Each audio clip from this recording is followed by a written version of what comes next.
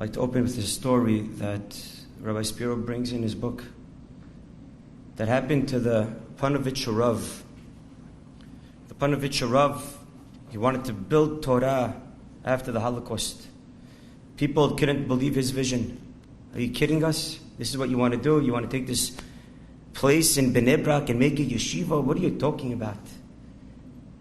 And the Panovich Rav Kahneman, he didn't give up. And he kept on going. And he was fundraising. And one of the places that he was fundraising was Africa.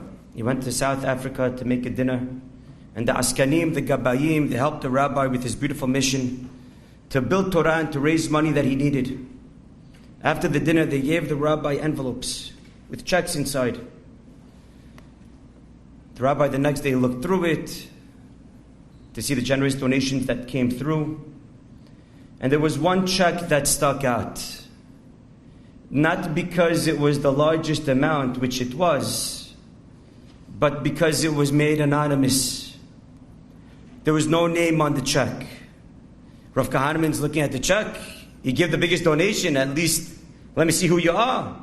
What's your name? I want to thank you personally. There's no name on the check.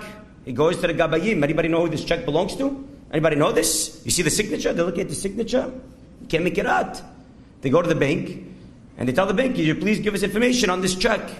There's a check over here. You have the numbers. Could you give us information? Back then the information wasn't so privy. They said sure. 3 days later they came back and they told them exactly who the check belongs to and where the man lives.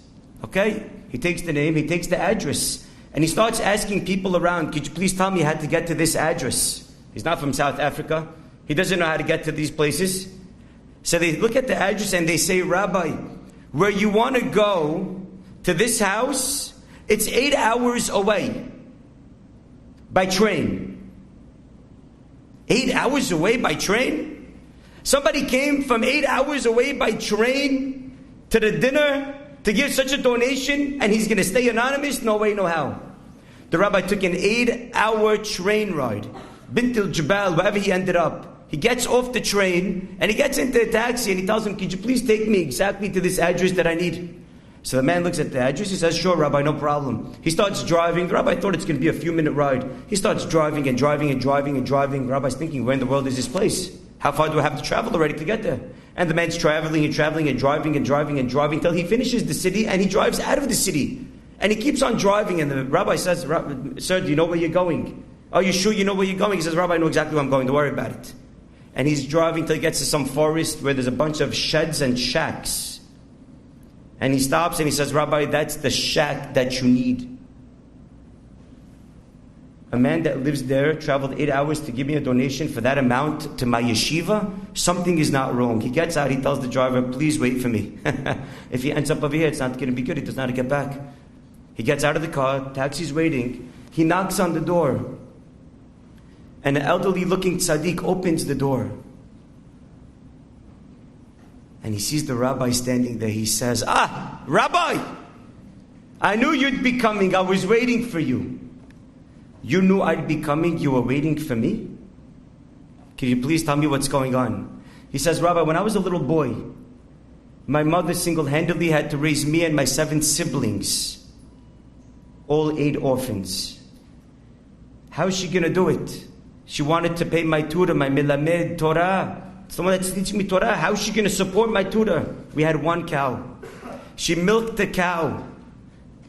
She took the milk, she sold it. And she used that money to pay for my Rebbe so that I could continue learning Torah. 1 month, the cow stopped giving milk. They couldn't get a drop from the udders. The Melamed comes at the end of the month. He says, could you please pay me? And his mother says, I'm sorry, I don't have money to pay you. Please continue teaching my son. Next month, Bezat Hashem, my cow will give milk and I'll sell the milk and I'll have what to pay you with. He says, okay. 2 months. Dry, not a drop of milk. The Melamed comes, he says, I'm sorry, could you please pay me? She says, I'm sorry, I don't have any money for you. But please don't stop teaching my son Torah. And he says, if you can't pay me, I have to find somebody else to teach. I'm sorry, I need the money. So she says, you know what? Forget the milk.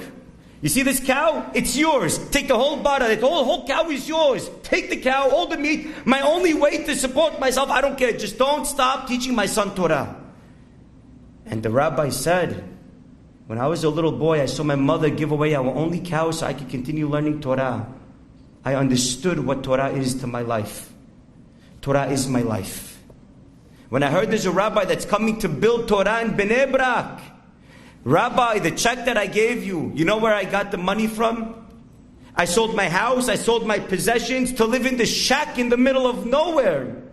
Just so that I could support your cause and build Torah with you. Rabbi, I am sorry, I don't have another dollar to my name. That is the only check that you're going to see from me.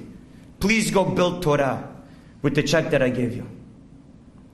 Someone could stop and think, what are you talking about? You sold your house? You're living in a shack?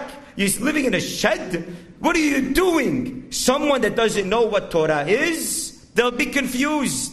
And they'll say, what's going on over here? Someone that knows exactly what Torah is to our life, there's no questions, of course. Ve'ahavta et Adonai Elohecha bechol lebabecha ubechol nafshecha ubechol meodecha. We say this every single day, twice to 3 to 4 times. To love Hashem with everything that we have. To love Hashem bechol lebabecha ubechol nafshecha. I will sell my house, I will sell my second house, and my third house. Hakol leman haTorah. Ubechol meodecha is what we say every single day in our life. To love Hashem and to realize Kilo Kirmal HaTorah, and without the Torah we have nothing. And the Torah is everything to our existence.